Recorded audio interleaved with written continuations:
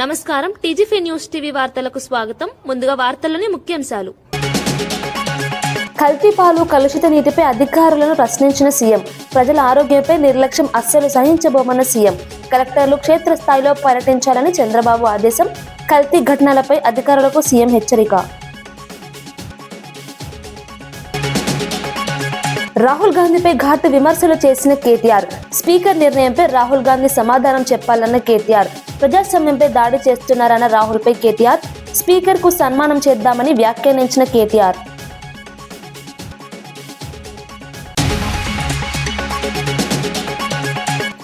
చంద్రబాబు అప్పులపై సీఏజీ లెక్కలే సాక్ష్యాలన్న జగన్. భారీ అప్పులతో రాష్ట్రాన్ని అప్పుల పాలు చేశారన్న జగన్. కోవిడ్ సమయంలోనూ హామీలు అమలు చేశామన్న జగన్. ప్రభుత్వ ఆర్థిక విధానాలపై ప్రజలు ఆలోచించాలన్న జగన్.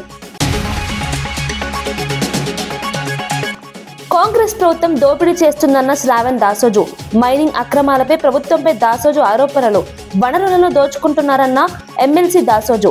అక్రమ మైనింగ్పై ప్రభుత్వాన్ని నిలదీసిన దాసోజు.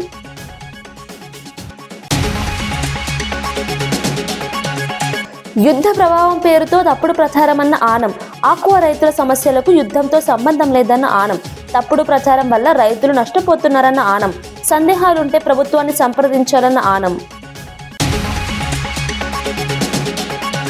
పార్లమెంటు నిర్వహణపై ప్రతిపక్ష నేత రాహుల్ గాంధీ ఆందోళన వ్యక్తం చేశారు. లోక్సభలో జరుగుతున్న విధానంపై ఆయన ప్రశ్నలు లేవనెత్తారు. ప్రజల ఆకాంక్షలను ప్రతిబింబించే వేదికగా పార్లమెంటు ఉండాలని అన్నారు. చర్చల సమయంలో ప్రతిపక్షాలకు కూడా సమాన అవకాశాలు ఇవ్వాలని కోరారు. ప్రజాస్వామ్యంలో అన్ని వర్గాల అభిప్రాయాలు వినిపించేలా చర్చలు జరగాలని సూచించారు. I have been stopped from speaking. Just a few days ago, in a debate for the first time in Indian history, पहली बार हमारे इतिहास में लीडर ऑफ ऑपोजिशन को नहीं बोलने दिया, तो मल्टीपल टाइम मुझे रोका गया. Last time I raised the issue of the Prime Minister being compromised. I raised the issue of Mr. Naravane. I raised the issue of Epstein. Honorable LOP. And I raised the issue of Adani. I have given I was silent. Permission that this after this speech of these Ravi Shankar Prasad ji, are fundamental to the people of India. To speak. Our Prime Minister has been compromised. Everybody knows. Husnabad లో సంత్ సేవాలాల్ మహారాజ్ జయంతి వేడుకలు ఘనంగా నిర్వహించారు. ఈ కార్యక్రమానికి మంత్రి పొన్నం ప్రభాకర్ ముఖ్య అతిథిగా హాజరయ్యారు. బంజారా భవన్ లో జరిగిన ఈ వేడుకల్లో బంజారా సంప్రదాయం ప్రకారం పూజా కార్యక్రమాల్లో పాల్గొన్నారు. అనంతరం బంజారా నృత్యంలో కూడా పాల్గొన్నారు. బంజారా సమాజ అభివృద్ధికి ప్రభుత్వం కట్టుబడి ఉందని మంత్రి తెలిపారు. ప్రపంచ వ్యాప్తంగా ఉన్న బంజారాలు ఒకే సంస్కృతి మరియు సంప్రదాయాలను పాటిస్తూ ఐక్యంగా జీవించడం గొప్ప విషయమని అన్నారు.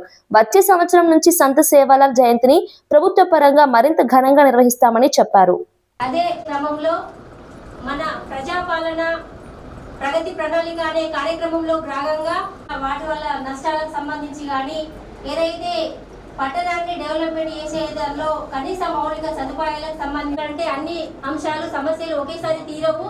కొంత డబ్బుతో కూడుకున్న అంశాల పట్ల మనం కొంత అవగాహన చేసుకొని ఇక ముందు కూడా ఎన్నికైన బాడీ సందర్భంగా నా తరఫు నుంచి జిల్లా యంత్రాంగం తరఫు నుంచి అందరికీ నా తరఫు నుంచి శుభాకాంక్షలు.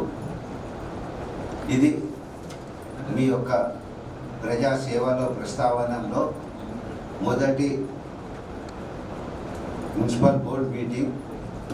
ఈ బోర్డ్ మీటింగ్ బడ్జెట్ అప్రూవల్తో మొదలై మీ టర్మ్ మరియు మీ హయాంలో మన మంత్రి గారి మార్గదర్శకత్వంలో హుస్నాబాద్ మున్సిపాలిటీ ఇంకా అభివృద్ధి చెందాలని ఆశిస్తూ చర్చించిన అవసరం ఉన్నప్పుడు చర్చించుకొని ఒక్కొక్క అంశం మన కమిషనర్ గారు ఏ విధంగా ఈ పంపాల్సిన అవసరం ఉందని మనకు తెలియపరుస్తూ మరొకసారి మీ అందరికీ ధన్యవాదాలు. బీఆర్ఎస్ నాయకత్వంపై ప్రభుత్వ విప్ ఆది శ్రీనివాస్ తీవ్ర విమర్శలు చేశారు. కల్వకుంట్ల కాకిగోల ప్రజలు పట్టించుకోవడం మానేశారని వ్యాఖ్యానించారు. 10 ఏళ్ల పాలనలో ప్రజాస్వామ్యాన్ని ఖూనీ చేశారని ఆరోపించారు. గత 10 ఏళ్లలో ప్రజల కోసం ఏమి చేశారో ఒకసారి ఆత్మ పరిశీలన చేసుకోవాలని సూచించారు. ప్రజల సమస్యలను పట్టించుకోకుండా పాలన సాగిందని విమర్శించారు. ఇప్పుడు అదే నాయకులు ప్రజాస్వామ్యం గురించి మాట్లాడటం ఆశ్చర్యంగా ఉందన్నారు. మాట్లాడుతున్న తీరు చూస్తుంటే ఈరోజు కల్వకుంట్ల కాకిగోల ప్రజలు పట్టించుకోవడం మర్చిపోయారు. ఈరోజు మీరు ఆనాటి 10 ఏళ్ల పరిపాలనలో, ఆ చీకటి పరిపాలనలో ప్రజాస్వామ్యాన్ని కూలు చేస్తూ రాజ్యసభ సభ్యులతో పాటు పార్లమెంటు సభ్యుల్ని, అదేవిధంగా ఎమ్మెల్యేలను, ఎమ్మెల్సీలను, ఆఖరికి ఎంపీటీసీ, జెడ్పీటీసీ, వార్డ్ మెంబర్ వరకు కూడా మీ 10 ఏళ్లలో ఆనాడు మీ పార్టీలోకి మార్చుకున్నటువంటి వైనాన్ని ఈరోజు, అందుకే గురువిద గింజలాగా మీ దగ్గర ఉన్నటువంటి, మీ కింద ఉన్నటువంటి చీకటి కూడా ఒకసారి గమనించమని చెప్పేటువంటి ప్రయత్నం చేస్తూ ఈరోజు భూమి గుండ్రంగా ఉన్నట్టుగా ఈరోజు జరుగుతున్నటువంటి తీరులో మీరు ఒకసారి మీ ఆత్మావలోకనం చేసుకొని ఈ 10 ఏళ్లలో మీరు చేసినటువంటి మీ పరిపాలనలో అవినీతి అక్రమాలే కాదు, ప్రజాస్వామ్యాన్ని కూన్ చేసినటువంటి మీరు ఈరోజు పెద్ద పెద్ద మాటలు మాట్లాడుతుంటే ఈ కాకి గోలను మీరు ఆ కాకి గోలలాగా మీరు అడిచినా ఈ కల్వకుంట్ల కుటుంబాన్ని ప్రజలు మర్చిపోయినరు. ఈరోజు మీ ఆలోచన తీరును మేము తీవ్రంగా తప్పుపడతా ఉన్నాం అన్నమాట ఈ సందర్భంగా తెలియజేస్తూ, మిడిల్ ఈస్ట్ యుద్ధ ప్రభావం ఆక్వా రైతులపై ఉందని చెప్పడం సరైంది కాదని AP aquaculture development authority vice chairman Anam Venkataramana Reddy అన్నారు. ఏపీలో ఉన్న రొయ్యల రైతులకు ఆ యుద్ధంతో సంబంధం ఏమిటని ప్రశ్నించారు. ఏవైనా అనుమానాలుంటే తమను సంప్రదిస్తే వివరాలు చెబుతామని అన్నారు. ప్రభుత్వ యంత్రాంగం పనిచేస్తున్నప్పుడు తప్పుడు ప్రచారం చేయడం సరికాదన్నారు. ఈ ప్రచారం వల్ల ఎంతో మంది ఆక్వా రైతుల జీవితాలు దెబ్బతిన్నాయని వ్యాఖ్యానించారు. చెప్తాం కదా ఎఫెక్ట్ ఉందా లేదా, రొయ్యల రైతులకి ఎఫెక్ట్ అయితే మేమే చెప్తాం కదా. ఇంకా మీరు ఎత్తేసేయండి, షిప్పులు లేవు, కంటైనర్లు లేవు, ఏ యుద్ధం మేము చెప్తాం కదా, అది మా డ్యూటీ కదా. మా డ్యూటీ కూడా మీరు తీసుకుంటారా? మీరే చెప్పేయండి, రేట్లు కూడా మీరే ఫిక్స్ చేసేసేయండి, అన్నీ మీరే చేసేసేయండి. ఇంక దేనికి గవర్నమెంట్ ఎందుకు, ఫిషరీస్ డిపార్ట్మెంట్ ఎందుకు, అప్సడా ఎందుకు? ఈరోజు మీరు చేసిన పనుల వల్ల, మీరు ఇచ్చిన ఫాల్స్ ఇన్ఫర్మేషన్ వల్ల, మీరు చేసిన తప్పుడు ప్రచారం వల్ల ఎంతమంది రొయ్యల రైతులు జీవితాలు మీరు నాశనం చేశారో మీకు తెలుసా మీకు? మీరు చెప్పిన మాటలు విని భయపడిపోయి సగానికి సగం మంది రొయ్యలు అమ్మేశారు. ఈరోజు నేను అడుగుతున్నా, రైతులు తప్పు కూడా ఉంది దీంట్లో. మీకు ఏమన్నా ఇటువంటి అనుమానం వస్తే, అరే షిప్పింగ్ లేదంట, రొయ్యలు అమెరికాకు పోవంట, లేకపోతే చైనాకు పోవంట అని మీకు అనుమానం వస్తే, రైతులు ప్రతి జిల్లా ఆఫీస్లో డిఎఫ్ఓలు ఉన్నారు. వాళ్ళకి ఒక్కసారి ఫోన్ చేసి డిఎఫ్ఓ గారు ఇట్లా అంటున్నారు, ఇది నిజమా కాదా, వాస్తవాన్ని మనం మీరు తెలుసుకోవాల్సిన బాధ్యత మీ మీద ఉందా? లేదు. అప్సడా ఆఫీసు ఫోన్ చేయొచ్చు, విజయవాడ ఆఫీసు ఫోన్ చేయొచ్చు, డిస్ట్రిక్ట్లో ఆఫీసులు, డిస్ట్రిక్ట్ డిఎఫ్ఓలు ఉన్నారు. వాళ్ళ కింద ఒక్కొక్క ఆఫీసులో 20-30 మంది పనిచేస్తున్నారు, మండల లెవెల్లో ఉన్నారు. ఇంతమంది ఉన్నప్పుడు ఏదో ఒక వార్త చూసి భయపడిపోయి మొత్తం హోల్సేల్గా రొయ్యలు పట్టేస్తే ఎంత నష్టం జరుగుతుంది ఈరోజు కనుక్కోవాలి కదా. యుద్ధం జరిగేది మిడిల్ ఈస్ట్లో, మన రొయ్యలు పోయేదానికి యూరోప్కి, అమెరికాకి, చైనాకి ఎక్కువ. అసలు మిడిల్ ఈస్ట్కి మన రొయ్యలు పోవు, అంతా కలిసి ఒక 4% టోటల్ మీద మిడిల్ ఈస్ట్కి పోయేది రొయ్యలు 4 to 5%. మిగతాదంతా Europe, US, China, Australia. Middle ఈస్ట్లో యుద్ధానికి అమెరికాకి రొయ్యలు పోయేదానికి ఏందా సంబంధం? కాంగ్రెస్ ప్రభుత్వం అధికారంలోకి వచ్చిన తర్వాత రాష్ట్రంలో దోపిడీ పెరిగిందని ఎమ్మెల్సీ శ్రావణ్ దాసోజు ఆరోపించారు. ఇసుక, కంకరతో సహా రాష్ట్రంలోని వనరులను దోచుకుంటున్నారని విమర్శించారు. మంత్రి పొంగులేటి శ్రీనివాసరెడ్డి కేజీఎఫ్ తరహాలో మైనింగ్ చేస్తున్నారని అన్నారు. భాగ్యలక్ష్మి క్రషర్ ద్వారా భారీగా అక్రమ మైనింగ్ జరుగుతోందని ఆరోపించారు. ప్రభుత్వ భూమిలో పవర్ఫుల్ క్రషర్లను ఉపయోగించి మైనింగ్ చేస్తున్నారని చెప్పారు. ఈ అక్రమాలను చూస్తూ ఊరుకోమని హెచ్చరించారు. దేశంలో ఎక్కడా కూడా జరగదు. చిన్న క్రషర్ పెట్టి చిన్న డీవియేషన్స్ ఉంటే పోయి దానికి షోకాజ్ నోటీస్ ఇచ్చి సీల్ చేసేటువంటి అధికారులు ఇంత పెద్ద ఎత్తున పర్మిషన్లు లేకుండా ఈ రకమైనటువంటి రీతిలో 3-4 క్రషర్లు నడుపుతా ఉంటే ఎందుకు మీరు అలా గుడ్డి గుర్రం పడుదోయినట్టుగా ఉన్నారు? ఇంతకుముందు ఒక మిత్రుడు చెప్తున్నాడు, ఫత్వా జారీ చేసిండట. ఈ చుట్టుపట్ల ఉన్నటువంటి మీరు చూడండి ఒకసారి, మీరు మీ తెలంగాణ మిత్రులకు కూడా చూపెట్టరు, ఆ బిల్డింగ్లు ఏంటి కథ ఏంటి చూపెట్టరు. ఇక్కడ ఎవడు కన్స్ట్రక్షన్ చేసినా ఈ 17 ఎకరాలలో ఉన్నటువంటి ఈ 3-4 క్రషర్లలో వచ్చేటువంటి ఒక మెటల్ ను మాత్రమే తీసుకొని కన్స్ట్రక్షన్ చేయాలా? అంటే ఒకటి, మీరు దొడ్డిదారిన 17 ఎకరాల భూమినిచ్చినారు, ఏ పర్మిషన్లు లేకుండా క్రషర్లు నిర్వహించుకునేటువంటి ఒక అత్తసొమ్ము అల్లుడు దానం చేసినట్టుగా వెసులుబాటు కల్పించినారు. మార్కెట్ కూడా ఇవాళ ప్రభుత్వమే కల్పిస్తా ఉంది, ముఖ్యమంత్రి గారి కార్యాలయమే కల్పిస్తుంది అని చెప్పని ఇవాళ సమాచారం వస్తా ఉంటే నవ్వాలనా ఏడవాలా అర్థం కావట్లేదు. మీకు పర్మిషన్ కావాలంటే, పెద్ద పెద్ద బిల్డింగ్లు కట్టేటోళ్లకు పర్మిషన్లు కావాలంటే ఈ క్రషర్ లో మాత్రమే మీరు కంకర కొనాలా, ఈ క్రషర్ లో మాత్రమే మెటల్ కొనాలా అనేటువంటి ఒక నియమ నిబంధనలు పెట్టి చుట్టూ ఉన్నటువంటి ఒక బిల్డర్స్ అందరినీ కూడా లోబర్చుకుని వాళ్ళ ఈ రకంగా ఒక దోపిడీ వ్యవస్థకు పాల్పడుతున్నటువంటి ఈ ప్రభుత్వాన్ని చెప్పు తీసుకొని కొట్టాలనా? సిగ్గున్నదా? మానవత్వం ఉన్నదా? మీరు ప్రజాపాలన అని చెప్పిండ్రు, పారదర్శకత అని చెప్పిండ్రు. ఈ రకంగా దోపిడీ పాలనకు, దోపిడీకి ఎట్లా పాల్పడుతున్నారో ప్రజలకు సమాధానం పెట్టాలా? మొన్ననే మా ఎర్రోల శ్రీనివాస్ గారు దాదాపు హైదరాబాద్ లో తర్వాత తెలంగాణ ప్రభుత్వంలో ఉన్నటువంటి అనేక మంది అధికారులకు లేఖలు రాసి తీసుకెళ్లి వ్యక్తిగతంగా తనే తీసుకెళ్లి అన్ని రిప్రజెంటేషన్లు ఇచ్చిర్రు. తేలుగుట్టిన దొంగలు లెక్కున్నారు ఇవాళ.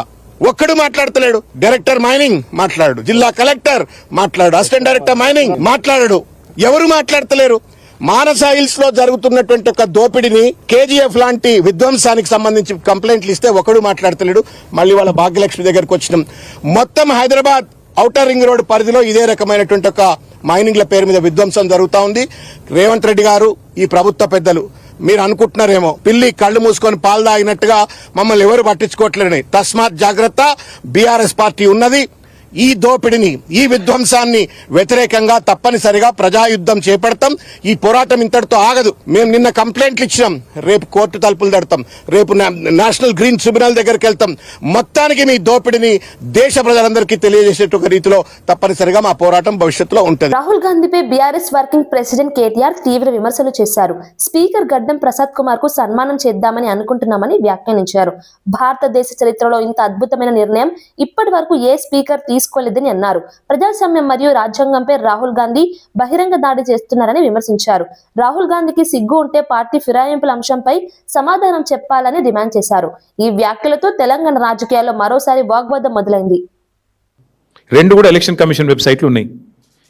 ఏ బీఫామ్ మీద ఎమ్మెల్యేకి పోటీ చేసిండో ఉంది, ఏ బీఫామ్ మీద ఎంపీకి పోటీ చేసిండో ఉంది. ఇక అది కూడా స్పీకర్ గారు రిజెక్ట్ చేసిందంటే అందుకే ఆయనకు తప్పకుండా సన్మానానికి ఆయన అర్హుడు. అయినా మీకు తెలుసు కదా, వికారాబాద్లో మున్సిపల్ కౌన్సిల్లో మా కౌన్సిలర్ ఒక ఆయన ఏకగ్రీవంగా గెలిచిండండి. కనీసం ఆ రిటర్నింగ్ ఆఫీసర్ ఆ కార్యాలయం బయటికి దాటి కూడా రాలే. ఇదే స్పీకర్ గారు ఎత్తుకొని పోయి కాంగ్రెస్ కండువా కప్పిండు. ఇది బీఆర్ఎస్ కౌన్సిలర్కు. ఇక ఆయన నుంచి ఏం న్యాయం ఆశించాలి మేము? ఇట్లుంది పరిస్థితి ఈ దేశంలో. ప్రజలు అన్నీ చూస్తున్నారు. ఓపెన్గా బహిరంగంగా మా బీఫామ్ అంటే నిజంగా దిస్ ఇస్ బహిరంగ దాడి. ఇది ప్రజాస్వామ్యం మీద, రాజ్యాంగం మీద ఇది రాహుల్ గాంధీ చేస్తున్న దాడి. ఇందులో రాహుల్ గాంధీ అమాయకుడు నేను అనను, రేవంత్ రెడ్డి దోషి అని నేను అనను. దీన్ని చేయిస్తున్నదే రాహుల్ గాంధీ. ఏ రాహుల్ గాంధీ అయితే రాజ్యాంగం పట్టుకొని పోజులు కొడతాడో, డైలాగులు కొడతాడో, యాంటీ డిఫెక్షన్ లా తెస్తా అని చెప్పి తుక్కుగూడలో తుక్కు డైలాగులు కొట్టిండో అదే రాహుల్ గాంధీ బుద్ధి తక్కువ పని ఇది. ఆ రాహుల్ గాంధీకి ఏమైనా సిగ్గు లజ్జా ఉంటే ఆయన సమాధానం చెప్పాలి. ఒక పార్టీ బీఫామ్ మీద గెలిచి ఇంకో పార్టీ బీఫామ్ మీద ఎంపీకి పోటీ చేసినోడు డిస్క్వాలిఫై కాకుండా ఎట్లుంటాడండి? మీరే చెప్తారు కదా, యాంటీ డిఫెక్షన్ లాని సమర్థవంతంగా అమలు చేస్తాం, మేము వెంటనే 10 రోజుల్లో ఆటోమేటిక్ డిస్క్వాలిఫికేషన్ చేస్తామని చెప్పారు రాహుల్ గాంధీ గారు. రేవంత్ రెడ్డి గారు ఏం చెప్పారు? పార్టీ మారిన వాళ్ళని రాళ్లతో కొట్టి చంపమన్నాడు. ఇప్పుడు ఎవరిని కొట్టాలా రాళ్లతో? రాహుల్ గాంధీని కొట్టాలనా, రేవంత్ రెడ్డిని కొట్టాలనా? అంటే ఇంత సిగ్గు లేకుండా, ఎవరేమనుకుంటారో అనే కనీస ఆలోచన లేకుండా మరి ఇంత నిర్లజ్జగా వ్యవహారం చేస్తున్నందుకు వారికి సన్మానం చేద్దాం అనుకుంటున్నాం. వారు ఒప్పుకుంటే నిజాం కాలేజీలో మంచి మైదానం ఉందాడ, వస్తే మంచి సన్మానం చేస్తాం అందరం వచ్చి. ఎప్స్టీన్ ఫైల్స్ లో బయటపడుతున్న వివరాలపై మంత్రి సీతక్క తీవ్ర ఆవేదన వ్యక్తం చేశారు. ఆ వివరాలు చూస్తుంటే అన్నం కూడా తినబుద్ధి కావడం లేదని అన్నారు. మహిళలపై జరిగిన దారుణాలు సమాజాన్ని కలిచివేస్తున్నాయని వ్యాఖ్యానించారు. మన దేశంలోని పెద్దలు కూడా ఆడపిల్లల శరీరాలను వాడుకోవడం దుర్మార్గమని విమర్శించారు. ఈ అకృత్యాలను దాచడానికి అమెరికాతో రకరకాల ఒప్పందాలు చేస్తున్నారని ఆరోపించారు. మహిళల భద్రతపై ప్రపంచవ్యాప్తంగా చర్చ జరగాల్సిన అవసరం ఉందన్నారు. ఈ ఘటనలు మానవతను ప్రశ్నించేలా ఉన్నాయని అన్నారు. చైర్ను కూడా లాగేసుకున్నారు తెలంగాణ ఇచ్చిన వెంటనే. ఫస్ట్ దానికి క్షమాపణ చెప్పి నువ్వు ఇది మాట్లాడితే నిజంగా నిన్ను ప్రజలు ఏదన్నా ఓకే బెటర్ అని అనుకుంటారేమో. కానీ బంగాళాఖాతంలో మిమ్మల్ని కలిపేసిర్రు. మేము ఎవరిని ఎక్కడా తీసుకొని వాళ్ళ మీద ఆజమాయిషి చెలాయించట్లేదు. ఈరోజు మీరే అన్నారు కదా, అభివృద్ధి కోసమే వస్తున్నారు. అభివృద్ధి అంటే నీ గవర్నమెంట్ ఉంటేనేమో అభివృద్ధి కోసం, ఇతర గవర్నమెంట్లు ఉన్నప్పుడు ఇతర పార్టీలలో పోతేనేమో అది ఏది రాజ్యాంగం కూల్చేయడము, లేకుంటే సిగ్గు చేయడం, అది ఏదేదో మాట్లాడుతుంటారు. మాట్లాడే ముందు ఫస్ట్ నువ్వేం చేసిన 10 సంవత్సరాలు ఇతర పార్టీల పట్ల అనేది ఒక్క సర్పంచ్ను కూడా ఉండనియలేదు వీళ్ళు. సర్పంచ్ను, ఎంపీటీసీలను, వార్డు మెంబర్లను ఒక వేటాడినట్టు వేటాడి తీసుకున్న చరిత్ర మీకు మాట్లాడే అర్హత ఉందా ఈ ఫిరాయింపుల మీద నేను అడుగుతున్నా. ఈ 10 మంది ఎమ్మెల్యేలు బీఆర్ఎస్ కండువాలు కప్పుకొని రేపు అసెంబ్లీలో 16 నుంచి ఉంటారనుకోవచ్చు. అది వాళ్ళ ఇష్టము. ఇవాళ ఏ కండువ కప్పుకుంటారు, ఏ పార్టీలు ఉన్నారు, ఏ గెలిచిరు అనేది వాళ్ళ ఇష్టము. అది రాజ్యాంగ పరంగా యాజ్ పర్ రూల్ ప్రకారంగా కోర్టులో ఉంది, స్పీకర్ దగ్గర ఉంది, అది జరుగుతుంటుంది. కాబట్టి నేను అనేది ఫస్ట్ కోర్టుకు పోవడము, అసలు నువ్వేదో నీతివంతుని లెక్క కోర్టుకి ఎట్లా పోయినావని నేను అడుగుతున్నాను. 10 ఏళ్ళు మొత్తం నేను చెప్తున్నా కదా, వార్డు మెంబర్ని కూడా వదలలేదు వాళ్ళు. గెలిచినటువంటి ప్రతి ప్రజాప్రతినిధి లాగేసుకున్నారు. ఫస్ట్ కొత్త చరిత్ర అని చెప్పి ఇతర పార్టీలను మూసేసి పార్టీలు విలీనమని చెప్పారు. డైరెక్ట్ ఇప్పుడు తలసాని శ్రీనివాస్ యాదవ్ను కండువగప్పుడు ఆలస్యం తీసుకుపోయి మంత్రిగా మరి సబితా ఇంద్రారెడ్డి వాళ్ళు పోయి ఎంత ఘోరం అంటే, ఈ పార్టీ ఫిరాయించిన వాళ్ళు పోయి మళ్ళీ గవర్నర్ దగ్గర, రాష్ట్రపతి దగ్గర, లేదా అసెంబ్లీలో పోడియం దగ్గర వచ్చి వాళ్ళ మీద చర్యలు తీసుకోమంటారు. ఇది ఇంతకంటే నీతిమాలిన చర్య ఇంకొకటి లేదు. రాష్ట్రంలో చోటు చేసుకున్న పలు ఘటనలపై సీఎం చంద్రబాబు స్పందించారు. శ్రీకాకుళంలో డయేరియా, రాజమండ్రిలో కల్తీపాలు, వేట్లపాలెంలో బాణసంచ ఘటనలు బాధాకరమని అన్నారు. నీరు కలుషితం అవుతుంటే, పాలు కల్తీ అవుతుంటే ఆయా శాఖలు ఏమి చేస్తున్నారని ప్రశ్నించారు. ప్రజల ఆరోగ్యంతో సంబంధం ఉన్న అంశాల్లో నిర్లక్ష్యం అస్సలు సహించబోమన్నారు. జిల్లాల కలెక్టర్లు కనీసం 8 రోజులు క్షేత్రస్థాయిలో పర్యటించాలని సూచించారు. సమస్యలను ప్రత్యక్షంగా పరిశీలించి వెంటనే చర్యలు తీసుకోవాలని ఆదేశించారు. ప్రజల ఆరోగ్యం మరియు భద్రతపై అధికారులు ప్రత్యేక దృష్టి పెట్టాలని సీఎం స్పష్టం చేశారు. నేను చూసిన తర్వాత చాలా బాధేస్తుంది. somewhere we are missing, we cannot miss it. అందుకే నేను చెప్తున్నా, ఈరోజు చాలా కఠినంగా ఉంటాం.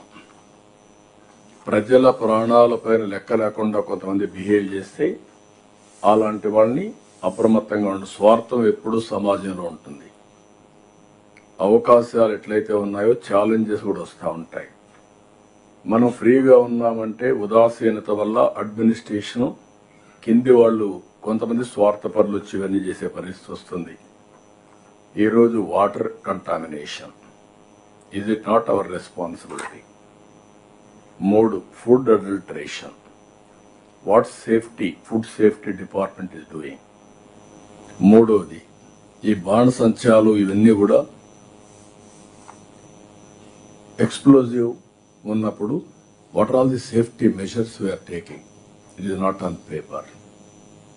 I want to be very clear, will redefine all these things. It cannot happen.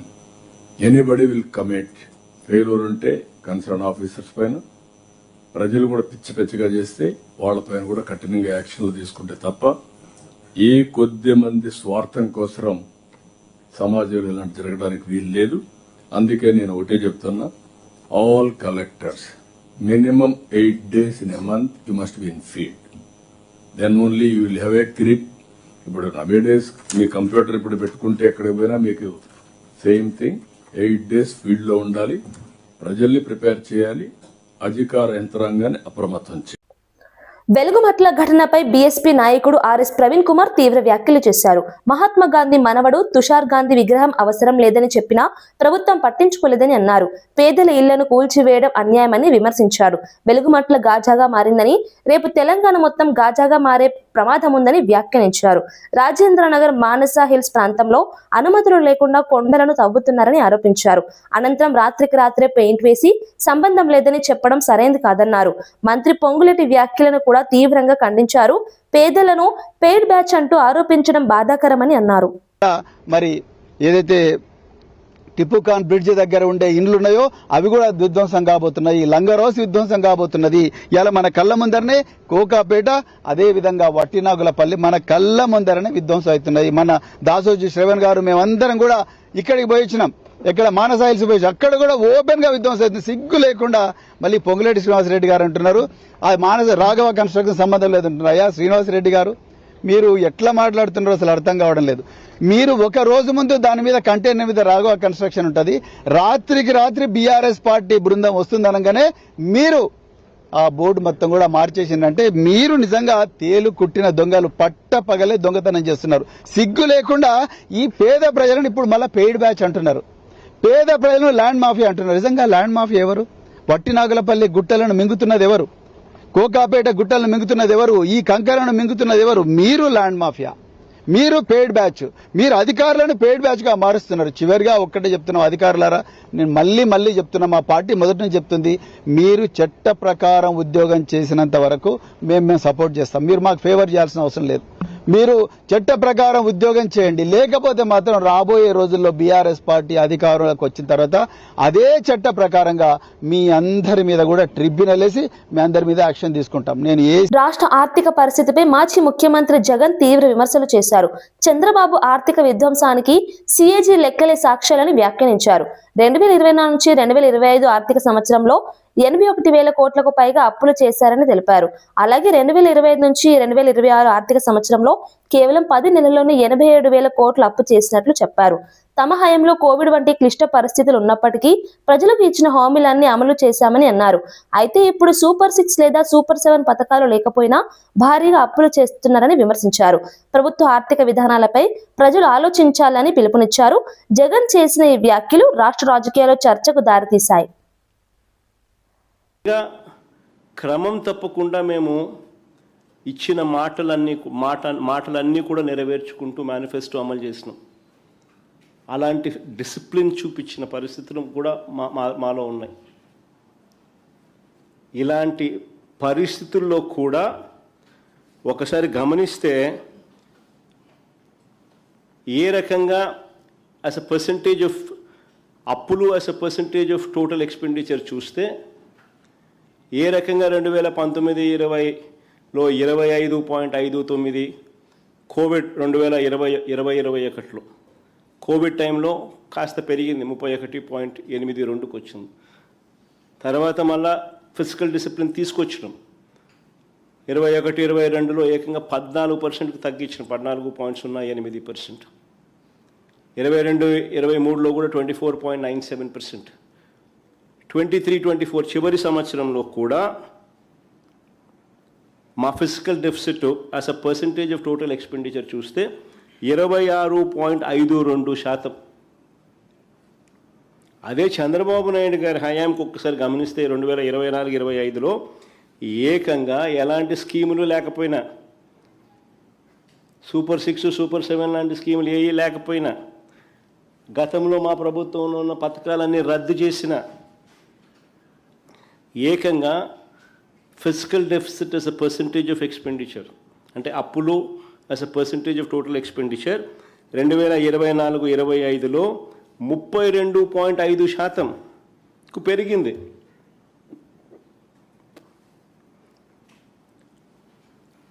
ఇంకా ఈ సంవత్సరం 2025-26 మొదటి 10 నెలలు కూడా తీసుకుంటే అక్కడ కూడా అప్పులు as a percentage of total expenditure చూస్తే 39.74%కి ఎగబాకింది. నిజంగా చంద్రబాబు నాయుడు గారి ఆర్థిక విధ్వంసానికి ఇవన్నీ కూడా చిత్రపటాలు. All these are paintings. ఆర్థిక విధ్వంసానికి సాక్ష్యాలు, ఆధారాలు, చిత్రపటాలు. తెలంగాణలో పార్టీ ఫిరాయింపుల అంశంపై స్పీకర్ గడ్డం ప్రసాద్ కుమార్ కీలక నిర్ణయం తీసుకున్నారు.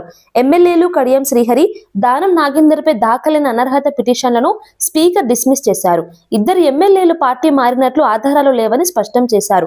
ఇప్పటికే ఇదే అంశంలో మరో 8 మంది ఎమ్మెల్యేలకు కూడా స్పీకర్ క్లీన్ చిట్ ఇచ్చారు. దీంతో పార్టీ ఫిరాయింపు ఆరోపణలు ఎదుర్కొంటున్న మొత్తం 10 మంది ఎమ్మెల్యేలకు భారీ ఊరట లభించింది. ఈ నిర్ణయం తెలంగాణ రాజకీయాల్లో చర్చనీయాంశంగా మారింది. ప్రతిపక్షాలు మాత్రం ఈ నిర్ణయంపై విమర్శలు చేస్తుండగా, అధికార పార్టీ మాత్రం స్పీకర్ తీసుకున్న నిర్ణయం చట్టపరంగా సరైనదేనని చెబుతోంది. వార్తలు ముగించే ముందు ముఖ్యాంశాలు మరోసారి. కల్తీ పాలు, కలుషిత నీటిపై అధికారులను ప్రశ్నించిన సీఎం. ప్రజల ఆరోగ్యంపై నిర్లక్ష్యం అస్సలు సహించబోమన్న సీఎం.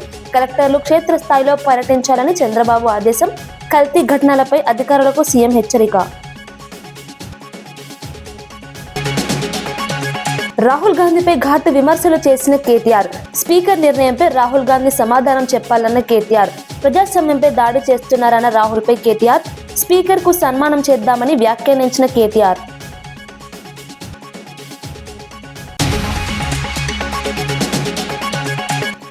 చంద్రబాబు అప్పులపై సిఏజీ లెక్కలే సాక్ష్యాలన్న జగన్. భారీ అప్పులతో రాష్ట్రాన్ని అప్పుల పాలు చేశారన్న జగన్. కోవిడ్ సమయంలోనూ హామీలు అమలు చేశామన్న జగన్. ప్రభుత్వ ఆర్థిక విధానాలపై ప్రజలు ఆలోచించాలన్న జగన్. కాంగ్రెస్ ప్రభుత్వం దోపిడీ చేస్తుందన్న శ్రావణ్ దాసోజు. మైనింగ్ అక్రమాలపై ప్రభుత్వంపై దాసోజు ఆరోపణలు.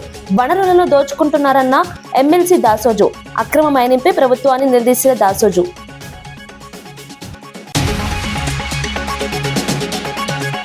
యుద్ధ ప్రభావం పేరుతో తప్పుడు ప్రచారమన్న ఆనం. ఆక్వా రైతుల సమస్యలకు యుద్ధంతో సంబంధం లేదన్న ఆనం. తప్పుడు ప్రచారం వల్ల రైతులు నష్టపోతున్నారన్న ఆనం. సందేహాలుంటే ప్రభుత్వాన్ని సంప్రదించాలన్న ఆనం. ఇవి ఈనాటి వార్తా విశేషాలు. మరో బులెటిన్లో మళ్ళీ కలుద్దాం. నమస్కారం.